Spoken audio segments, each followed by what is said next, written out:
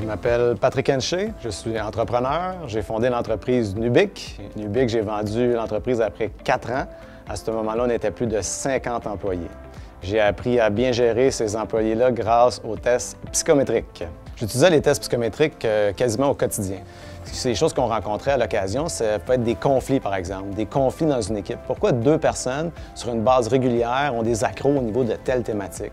Bien, souvent, on trouvait la réponse dans les tests psychométriques. Les tests psychométriques nous permettaient de faire une complémentarité des profils, puis de voir avec des lumières rouges, c'est où les potentiels accros. Puis de façon systématique, on trouvait toujours des bases d'explication. Puis ça permettait d'adresser les problèmes d'une façon très neutre. Si on regarde, par exemple, les gars ici, vos 2 profils, on voit que vous allez avoir une tendance à telle problématique dans le quotidien. Ça ressemble à ça, ce qui se produit en ce moment. Donc, voici peut-être les choses qu'on pourrait faire pour faire attention à partir de maintenant. Fait que ça permettait d'adresser comme ça les problématiques d'une façon très soft, puis on pouvait comme ça faire évoluer la situation. L'utilisation de ces tests-là, puis du vocabulaire qui vient avec, ça permet de réduire les tensions au niveau de la relation employeur-employé. Parce que souvent, on est amené, quand on a peu de bagages au niveau de la gestion, à utiliser des mots qui peuvent être blessants au niveau des personnes quand on veut discuter de leurs faiblesses. Mais ces tests-là, ils nous amènent également un vocabulaire, un jargon qu'on peut utiliser. Donc là, on est en train de parler de problématiques d'une personne avec des mots qui sont non biaisés, non discriminatoires, qui fait que la personne elle va les accueillir de façon positive. En maîtrisant les résultats du test, on peut également utiliser cette connaissance-là pour évaluer le profil de nos clients.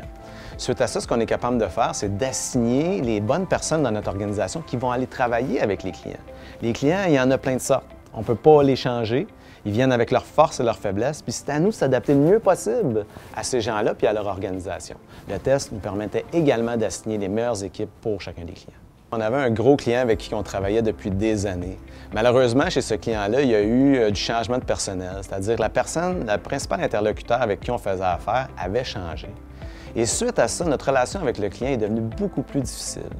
Mais on avait quand même une bonne relation de proximité avec ce client-là. On a donc proposé que le client, le nouvel ambassadeur chez le client, fasse le test psychométrique.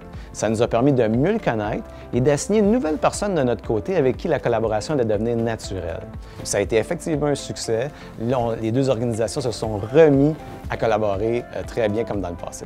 La journée qu'on fait le test psychométrique à travers toute l'organisation, bien là, il y a des squelettes dans le placard qu'on découvre. Il y a des choses qu'on a toujours su, mais qu'on n'a pas compris. On n'a pas réellement réussi à palper c'est quoi la véritable source du problème. Le test psychométrique devient une révélation. Il nous indique clairement pourquoi telle personne n'est pas à la bonne place, pourquoi j'ai des problèmes avec cette personne-là, pourquoi qu'elle ne rencontre pas les objectifs. Le test rend ça évident. Donc là, il faut faire des changements, ça veut dire peut-être de réassigner des personnes à d'autres postes, mais il faut toujours le faire dans un mode positif, c'est-à-dire leur permettre juste de mieux atteindre leurs objectifs. Est-ce que certaines personnes ont des réticences envers les tests psychométriques? Je dirais que oui, je dirais que ça va arriver à l'occasion. Les meilleurs candidats, là, ceux qui sont vraiment déterminés et qui veulent démontrer à quel point ils sont bons pour le poste, eux vont embrasser la démarche. Puis pour les autres qui ont certaines réticences, mais je pense que c'est important de leur expliquer le but de la démarche. Le but de la démarche, c'est d'identifier un individu qui va être bien adapté au poste en question. Si vous n'êtes pas la bonne personne pour le poste, vous allez avoir une mauvaise performance au travail, vous allez vous épuiser dans ce contexte-là. Donc, ce n'est pas souhaité.